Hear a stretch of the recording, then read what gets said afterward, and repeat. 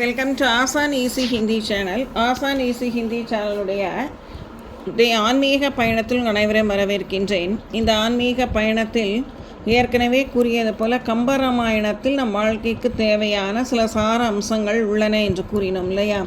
அதுபோல் அதில் முதல் ஒன்று மறுத்தலும் பின்பு ஏற்றுக்கொள்ளுதலும் நற்பலன் தரும். அதாவது சில முக்கியமான முடிவுகள் எடுக்க வேண்டிய தருணங்கள் சந்தர்ப்ப சூழ்நிலைகளால் நம் உள் மனதில் கூவலால் மறுக்கப்படுகிறது அல்லது மனம் தயக்கம் காட்டுகிறது. அந்த நேரத்தில் நம் உள் மனம் சொல்வதை ஏற்றுக்கொண்டு அவற்றை மறுத்தல் தவறில்லை. ஆனால் சரியான விளக்கம் தரப்பட்டால் மட்டுமே அந்த காரியத்தினை உறுதியுடன் செய்வது என்று முடிவெடுக்க வேண்டும். இன்றைய நடைமுறையில் மட்டுமல்ல, வருகின்ற காலங்களுக்கும் இது பொருந்தும்.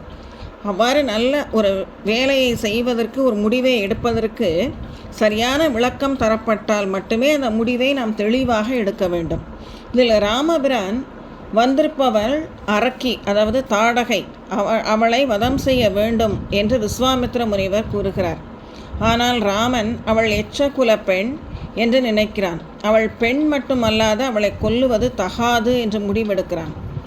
ஆதலால் அவளை கொலை செய்வதற்கு தயக்கம் காட்டுகிறான் ராமன். அதற்கு மறுக்கிறான். முனிவரனுடைய குறிப்பு தெரிந்தாலும் தனது கருத்தில் ராமன் திடமாக இருக்கிறான். ஆனால் விஸ்வாமித்திரர் ராமனினுடைய கருத்தினை குறிப்பால் உணர்கிறார். ராமா, இவளை பெண் என்று நீ நினைத்தல் தவறானது. இவளின் குணாதிசயங்களை நான் ஆராய்ந்து கூறுவதானால் நீ தயங்காமல் இவளை கொல்லலாம். இந்த அரக்கியை கொல்லுதல் நீதியும் ஆகும், கொல்வாயாக என்று விஸ்வாமித்திரர் பல்வேறு விளக்கங்களை கூறுகிறார். அவற்றை செவிமடுத்த ராமபிரான் தர்மம் அல்லாத காரியங்களை செய்ய வேண்டி இருந்தாலும் தாங்கள் குருவாகவும் வேதம் கற்றவராகவும் இருந்து எனக்கு சொல்கின்ற காரணத்தால் நான் இதற்கு இசைகிறேன் என்று கூறி அறத்தின் நாயகனான ராமபிரான் தனது அம்பினால் தாடகையை வதம் செய்கிறான். ஆகவே தேவர்கள் மகிழ்ந்து தெய்வ படைக்கலன்களை ராமபிரானுக்கு அளிக்கும்படி விஸ்வாமித்திரரை கேட்டுக்கொள்கின்றனர்.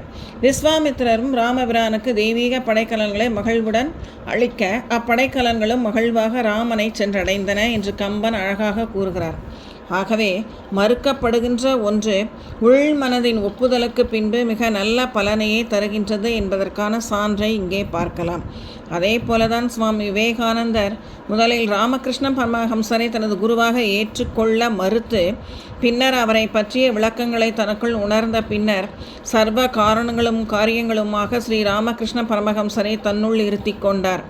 ஆகவே முன் மறுப்பதும் பின்பு ஆலோசித்து நாம் அவற்றை ஏற்றுக்கொள்வதும் நடைமுறைக்கு தேவையான ஒன்றே ஆகும்.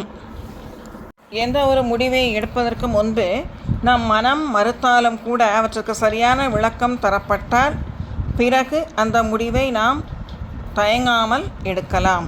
பிற வாழ்க்கைக்கு மிகவும் உதவக்கூடியது. வாழ்க வளமுடன். நன்றி.